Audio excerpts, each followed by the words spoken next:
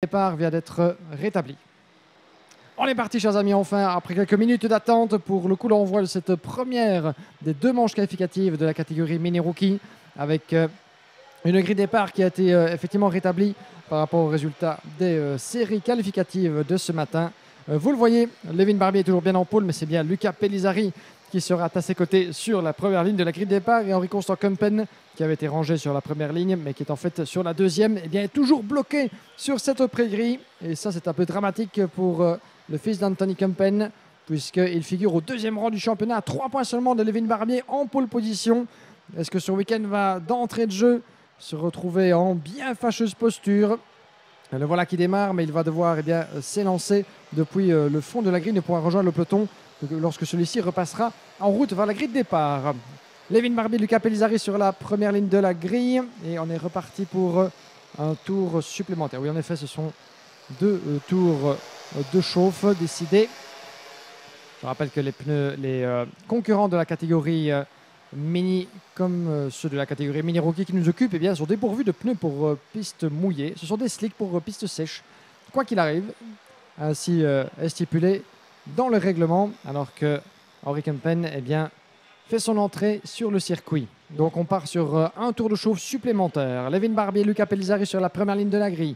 Ralph Van Turnhout et Henri Kumpen qui, je l'espère pour lui, pourra rejoindre sa position de départ. Puis nous avons Alexandre Point et Aurélia Lemaire, Milo Cornel et Thijs Richard, Lewis Bos et Louis Bieland, suivi de Theo Randax et Patrick Christiansen, Geraziano Taitu et Lorenzo Sandbur, JC Hogenweis et Philippe Massard, Edouard Berger et Jules de Koen, Temzalik et Julian Van de Cotorey. Nous avons ensuite Saif Al-Obedli, Maxime Van Kran, Jason Deville et Lou Clé.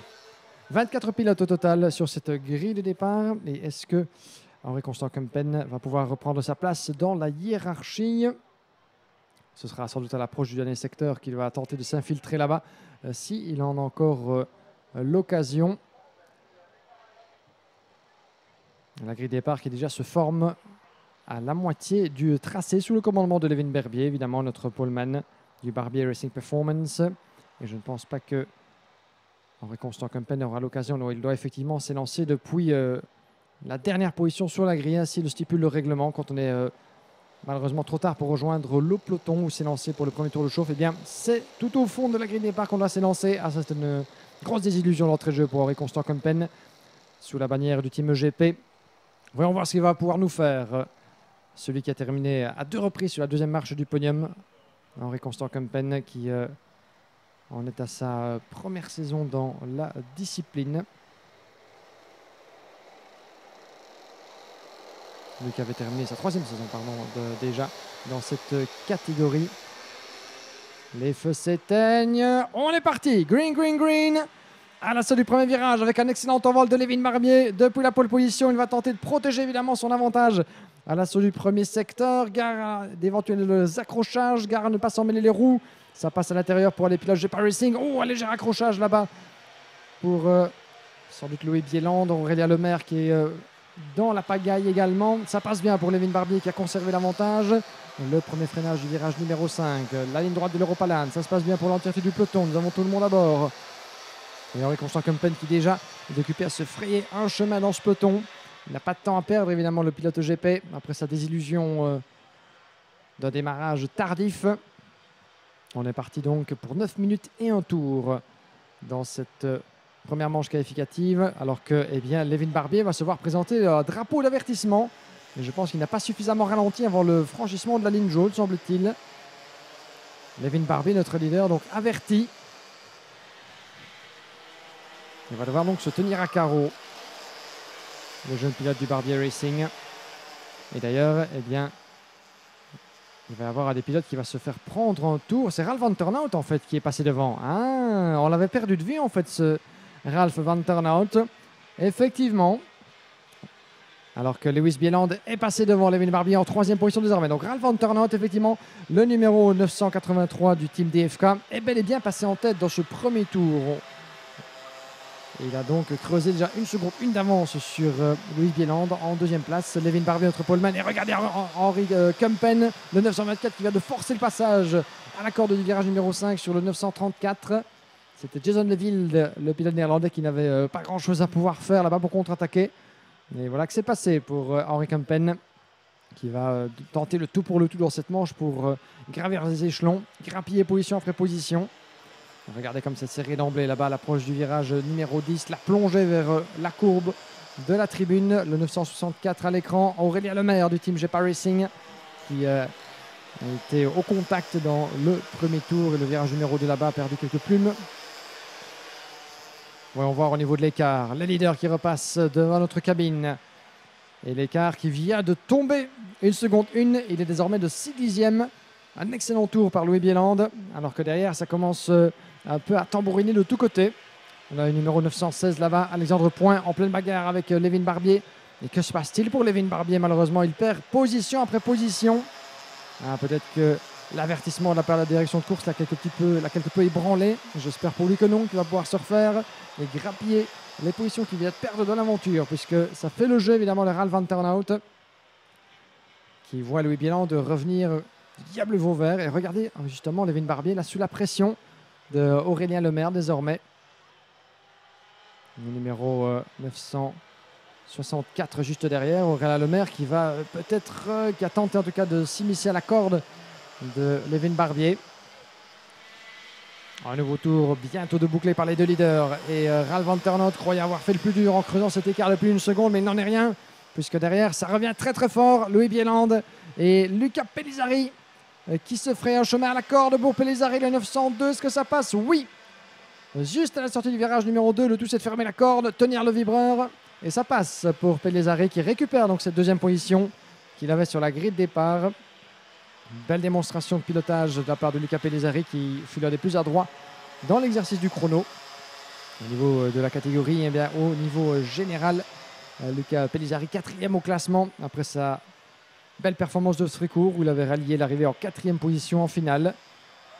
Pellizzari qui monte en puissance dans cette IAME Series Benelux. Lui qui avait terminé 11e du championnat la saison précédente. Sur mes résultats, il avait été le chercher du côté de Mariembourg. Une deuxième campagne en tout cas remplie de promesses pour Luca Pellizzari dans cette catégorie. Nouvellement créée il y a 3 saisons maintenant pour les pilotes entre 7 et 10 ans. Le premier point d'accès, le premier échelon du monde du karting mis en place par IAME Belgium. Verrions-nous un changement de leader potentiellement entre ces deux-là? Luca Pellizzari qui est passé devant dans l'intervalle. Et bien voilà, Pellizzari, on le disait, sur un excellent rythme dans cette épreuve. À l'image, nous avons le 946. C'est Patrick Christiansen qui vient de se défaire de Alexandre Point et Thijs Richard juste derrière et qui prend la poudre d'escampette dans la foulée. Alors que devant, eh bien, c'est Pellizzari et Eurokarting qui mènent la danse, qui laissent Ralph Van Turnhout et Lévin Barbier en découdre. Louis Bieland, pardon. Lévin Barbier, malheureusement pour lui, eh bien, il a dégringolé jusqu'en 7e et même 8e position, puisque Aurélien Lemaire du GEPA Racing vient de prendre l'avantage sur notre poleman. Il va falloir resserrer quelques petits boulons dans la procédure de départ pour Lévin Barbier, qui s'en était toutefois bien sorti dans les premiers tours avant de perdre pied. Et attention à la corde du virage devant la tribune. Il a tenté de passer au forceps, Louis Bieland, le jeune pilote RSD karting. Ralph Van Turnhout ne s'en est pas laissé compter. Il va résister, le jeune pensionnaire du team DFK. Ça va être très serré entre ces deux-là jusqu'au bout, à n'en pas douter. On refait le pointage, qui repasse devant nous avec 3 minutes 30 et un tour jusqu'au drapeau à damier. Luca Pellizzari qui mène. Ralph Van Turnhout 2. Plus pour longtemps, semble-t-il, puisque Louis Bieland a d'autres intentions en tête. Nous avons derrière Patrick Christiansen, le 946. Bien remonté de la 12e à la 4e place. Patrick Christiansen. Thijs Richard est 5. Et ça passe à la corde du virage numéro 5 pour Louis Bieland. Le jeune Bieland en 2e position. Alexandre Point, 6e devant Aurélien Lemaire, Jason Leville, Lewis Boats, Lévin Barbier qui continue de perdre place après place. J'en ai bien peur pour lui. Il est 10e désormais. Et il voit revenir sur lui Milo Cornil depuis la 11e place devant Edouard Berger et Henri Kempen qui continue dans le ventre mou du peloton de remonter. Attention, dépassement à venir de la part de Raphaël Turnhout. Oh, ça sautille là-bas. C'est Patrick Christiansen, pardon, qui a tenté l'attaque et qui a légèrement tamponné Raphaël Van Turnhout. Bien malgré lui sans doute dans le dernier virage. Patrick Christiansen et Ralph Van Turnhout en pleine bagarre pour le gain de la 3e position. Ça permet à Louis Bieland de se défaire de la pression de ses adversaires. Et effectivement, ce qu'il fait de bien belle manière avec D'entrée de jeu, 9 dixièmes de creuset sur Patrick Christiansen qui s'installe en 3e position. Le numéro 946 qui évolue sur les couleurs du Falcon Racing Team. Pellizzari, 1 seconde 4 d'avance désormais sur Louis Bieland. Patrick Christiansen, il vient de se glisser en 3e position. Ralph Van Ternhout, 4e. Il a encore de quoi voir venir sur le pilote en 5e position, Alexandre Point. Puis nous avons Thijs Richard. Juste devant Aurélien Lemaire, Jason Levilde, Lewis Boats, Milo Cornil qui vient de prendre l'avantage en intervalle sur Levin Barbier, 11e seulement. Et pendant ce temps-là, Henri Constant Kempen se rapproche très très fort de Edouard Berger avec Levin Barbier qui n'est pas loin. Donc Kempen qui est en passe de s'immiscer dans le top 10 après avoir débuté cette épreuve. Bon dernier suite à un souci technique au démarrage.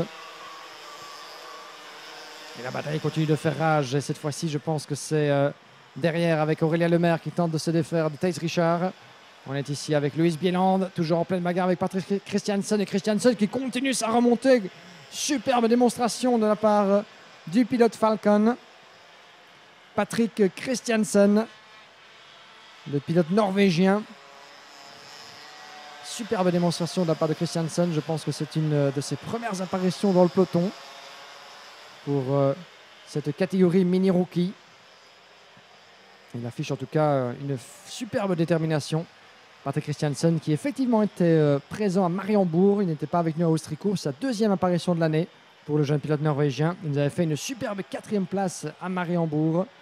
Et le voilà qui est occupé à rééditer en tout cas une belle pointe de vitesse qui le porte depuis de la 12e jusqu'à la 2e position.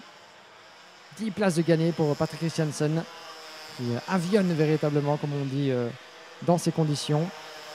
La pluie a définitivement cessé semble-t-il. Croisons les doigts. La piste est pour ainsi dire entièrement sèche sur et en dehors de la trajectoire. On rentre dans l'avant-dernier tour et la bataille qui fait rage entre ces 4-là à la corde. Oh, une touchette! La touchette avec le numéro 983, le 916 Louis Bieland qui voit revenir dans ses rétroviseurs Jason Leville et Alexandre Point. Louis Bieland qui est bien devant, c'est le numéro 916 Alexandre Point là-bas en pleine bagarre avec Ralph Van Ternhout, Jason Leville et Aurélien Lemaire. Ces 4-là vont en découdre jusqu'au bout. À la corde pour Alexandre Point. Ça passe aussi pour Ralph Van Ternhout juste derrière le 934. C'est Jason Leville qui va attaquer Ralph Van Ternhout. Puis nous avons le 984, le 964 d'Aurélien Lemaire derrière qui se glisse en tant qu'observateur attentif. C'est une bagarre pour la 4e place potentielle. À l'avantage pour l'instant de Alexandre Point. Dans quel ordre vont-ils terminer ces 4-là? Nous rentrons dans le dernier tour. Dernier tour pour Luca Pellizzari qui serre les dents puisque l'écart fond entre 1 seconde 5. Il passe à 9 dixièmes entre Pellizzari et Patrick Christiansen. Ce sera sans doute un peu court pour le Norvégien d'aller chercher le leader. Mais en tout cas, il va falloir compter sur lui. Alors qu'au virage numéro 1, ça passe au forceps pour Jason Leville. La contre-attaque de Ralph Van Ternhout. Et Aurélien Lemaire qui pourrait bien tenter d'en profiter juste derrière. Celui qui avait débuté sa saison du côté de l'Espagne et de la Miami Winter Cup. Pour ce qui était sa découverte de la compétition. Bien remonté aussi Aurélien Lemaire après avoir perdu quelques plumes dans l'aventure. Il était 6e sur la grille, maintenant il se bat pour les 4e places potentielles. Rien n'est joué entre ces 4-là. Jason Leville, lui, s'est complètement détaché d'un groupe où l'on retrouve bientôt Thijs Richard depuis la 8e place. Et voilà qui arrive dans le virage de la tribune. Gare au passage à la corde, ça s'ouvre légèrement et ça profite à Jason Leville. Le 934 qui plonge et ça croise la trajectoire pour Ralph Van Ternhout qui ne s'en laisse pas compter. Et sortie de piste, Ralph Van Ternhout qui est propulsé en dehors de la trajectoire et qui va devoir se retirer. Terrible désillusion pour Ralph Van Ternhout. Il a joué et malheureusement il a perdu. Victoire pendant ce temps-là de Luca Pellizzari de manière autoritaire. 6 dixièmes sur Patrick Christiansen. Louis Bieland épingle la 3e position devant Alexandre Point. Aurélien Lemaire 5, Thijs Richard 6 devant Edouard Berger. Henri Constant Kempen remonté jusqu'en 8e position devant Lewis Boats et Jules Decoune. Levin Barbier qui franchit la ligne d'arrivée en 11e place. Grosse désillusion pour Ralph Van Ternhout qui aura résisté jusqu'au bout au retour d'Alexandre Point et d'Aurélien Lemaire. Mais contact il y a eu, vous l'avez vu dans le coin de votre image, juste avant le dernier virage. On n'aura pas bien vu si c'était le résultat du contact avec Alexandre Point ou Thijs Richard. Mais Thijs Richard a perdu un petit peu de l'aventure. Eh bien, quelle première manche en tout cas dans cette catégorie mini-rookie. Luca Pellizzari, premier vainqueur du week-end. Et c'est sans doute l'un de ses meilleurs résultats à ce niveau pour Luca Pellizzari. Je regarde d'ailleurs s'il nous avait épinglé précédemment d'autres victoires de manche cette saison. Eh bien non, c'est sa première victoire en manche qualificative pour Luca Pellizzari. Après sa super performance en qualif, eh bien, il continue sur sa lancée. Patrick Christiansen, 4e à Mariembourg, 2e ici dans sa première manche après être remonté depuis la 12e position. Une pointe de vitesse indéniable, une qualification plus difficile et il va devoir compenser à chaque fois en allant chercher ses adversaires. 3e place pour Louis Bieland devant Alexandre Point, Aurélien Lemaire, Thijs Richard, Edouard Berger, Henri Kempen, Lewis Boats, Jules de Koen. Notre poleman Levin Barbier, 11e devant Julien Van de Cotterley, qui a remonté aussi depuis le fond de la grille. Lorenzo Samburi 13 devant Sam Salik, Jason Levilde, Geraziano Taitu, JC Onenways, Theo Randax, Philippe Massard, Maxime Van Kran, Saïf Obedli, Luke Ley et 2 abandons sur le Ralph Van Turnhout et Milo Cornil.